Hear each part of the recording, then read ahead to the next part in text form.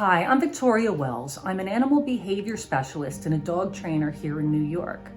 I've worked in animal shelters for most of my adult life, and I'm very familiar with something that is extremely prevalent and very damaging, and that is compassion fatigue. Whether you are a person who cares for humans in some capacity, whether you're a teacher, a doctor, a nurse, a therapist, social worker, or you care directly with animals in an animal shelter situation, this is something that many of you might experience, and the effects of it can be devastating. So what is compassion fatigue? Compassion fatigue is a secondary trauma that one who cares for another individual experiences, absorbs. In an animal shelter particularly, especially in the department that I worked with animal abuse cases. So the folks that I worked with as well as myself, on a daily basis, we would have to see dogs come in that had gone through horrific abuse, neglect. There could be emaciation cases where you had no idea how the dog was still alive because they were walking skeletons if they could actually walk. And you'd seen dogs that were kicked, punched, tortured, and I'm sorry to bring this up, but I'm just trying to explain what we saw on a daily basis. So not only do you witness what initially they had gone through, and you absorb that because you feel so horrible and helpless, there comes a point where you start caring for these dogs, trying to rehabilitate them, make them comfortable in the shelter. For the direct care workers who worked in the shelter, they saw these dogs every day and formed such a strong relationship with them. They gave them food, water, toys, they walked them, they loved them, and the bonds between the workers and the animals became so strong that they considered them in many times their own dogs. And well, they should, because you want to put everything, I feel, emotionally into rehabilitating these compromised dogs. And as a behavior specialist, my job was to assess the dogs, see what problems they had based on their histories, and start working to help them overcome emotional trauma. But there are a lot of components when you're working in an animal shelter that will expose you to things you have never thought you would see in your life. First of all, in an animal shelter, you've got time working against you. The shelter you might work for might be a no-kill or a low-kill shelter. However, these dogs are still confined for about 21, 22 hours a day, barring the walks and socialization. It creates an opportunity for these dogs to regress behaviorally, to essentially go insane because they are caged up for long periods of time. So while you see dogs are making progress, you put everything emotionally into them to help them to recover. All of a sudden, it occurs. The dogs start to regress behaviorally. And that is a big blow for some people who work with these animals very closely. You also have veterinarians, and you cannot leave them out, because veterinarians, I don't think it's secondary trauma that they go through. It's probably primary trauma. Can you imagine having to euthanize animals? I mean, you were there to cure them, but there are many occasions where you are putting them to sleep, and that severely affects the veterinarians and the people around them who assist. But now let's go back to what I did in the animal shelter and what the kennel attendants or caregivers provided for these animals. So we all created very, very strong bonds with these dogs. And as I said, there were times when the dogs became sick and they were not going to make it, so they had to be euthanized, or behaviorally they deteriorated so much that based upon the animal shelter's criteria for adoptability, they were deemed unadoptable. And believe me, being a person in animal behavior, I was often the one that had to report back the behavior to make that determination. and you feel so guilty. So, but also when these animals are euthanized, or even when they leave, when they're adopted, that's traumatic because you've cared for them for so long that now you have to part with them. What are some of the symptoms that I have gone through and what I've witnessed? Well, you get very depressed. You sometimes feel guilty. Of course you feel guilty. A lot of times you become hypervigilant.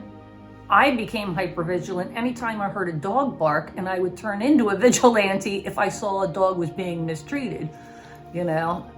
And most of the times the people I encountered were like 2 feet taller than I was. So I put myself in danger because of that. But also, a lot of times you lack any motivation to socialize. When you leave work, you just go home and you eat and then you go to bed. Sometimes you can't even sleep because you're having nightmares or dreams about these dogs that you just couldn't help. And there's one thing that I have read as far as this being a symptom, but I kind of differ in my opinion about this. It's sort of lack of empathy, or sort of you don't care after a while it happens. Well, I don't think that's the case. I think you become jaded about other people's problems, and you say, look, do you know what this dog went through? I don't want to hear that you couldn't find that dress in the store. Don't stop complaining, you know? Or sometimes having worked with dogs with the same problem over and over again, you began to understand what was treatable and what wasn't. And so when you saw these particular set of problems, you'd be like, oh God, not this again, because inevitably you know what's going to happen. So, but it does take a huge toll. And the one thing that I've found with working in a shelter with dogs and experiencing compassion fatigue, it's really hard to find the support you need within your family or your friends because they just don't understand. Of course, they love dogs. When you say, look, oh, you know, this dog went downhill, they had to put it to sleep. Sometimes they make you feel guilty and they say, why did you put the dog to sleep? Like, you don't understand. It's not us. It's the system, the dog's behavior, you know, and there's a lack of understanding. And it seems like there's, you know, I don't know if it's a perception, but a lack of empathy. So it's really hard to find the support that you require within your family, your partners and your friends sometimes, because a lot of times the finger of guilt is pointed at you for these problems. So one thing that I would suggest, I have a lot of things that I would suggest people do to try to manage compassion fatigue. I believe you're going to feel it. If you work in an animal shelter, you're going to be traumatized at some point or another. So getting around it, I think, is really difficult. And that brings me to another point. Make sure that you know everything that goes into working at an animal shelter to assess whether or not you can emotionally cope with it. Because once you experience that trauma, it's hard for it to ever go away. So some things that I would suggest for people to do is, even though your job might entail having to be exposed to things that are super traumatic, whether it's euthanasia, whether it's dogs' behavior deteriorating, if they bite you, that's traumatic. Sometimes they just, without any warning, their behavior flips, and you, who used to be their friend, are no longer their friend. And that's just the cold, hard facts. It happens sometimes. But it's really important that if you go through a traumatic experience, that you talk to somebody immediately. You don't hold it in just because you say, well, that's part of my job, I just have to absorb that emotionally. No, you don't. You're not a robot. So go and talk to somebody, whether it's a coworker, whether you do have an empathetic family member or a friend. It's really important to just take some time to yourself. Don't go right back to the job after that. Another thing that I found really helps manage compassion fatigue is to engage in activities that have nothing to do with your occupation, nothing at all to do. It gets you out of that bubble, that compassion bubble, and takes you to other places to recharge and to experience some enjoyment yourself.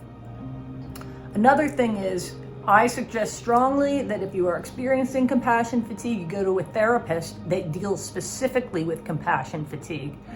And the reason I say that is because God bless her, I've been to a therapist that I really liked, but she just did not understand how to provide help when I had gone through things that I had gone through, witnessed things. Seeing emaciated dogs come in, dogs that were beaten or isolated. She reacted the same way as a friend would react who's a dog lover. What? Oh my God, you experienced that? You witnessed that? What did you do? How did you help that dog? So what I suggest is you go to somebody who's trained specifically to deal with compassion fatigue. Something that I think needs to change in animal shelters is that when somebody is potentially going to be hired for a direct care position, that everything is disclosed about what you might witness eventually that could be traumatizing. Because I think people go into shelter work with an amazing heart, empathy. They come in bright-eyed and ready to save the world, but they don't know that they're going to be subjected to witnessing such immense trauma.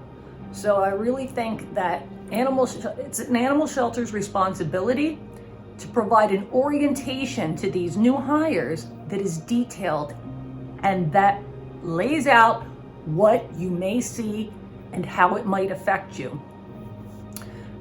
I also think it's very important that animal shelters develop counseling for their employees. And not, yes, it's available if you want it. No, I suggest that you go or you speak to this person who's a counselor, whether it's a helpline or whether it's in person, after the managers witness you have gone through trauma.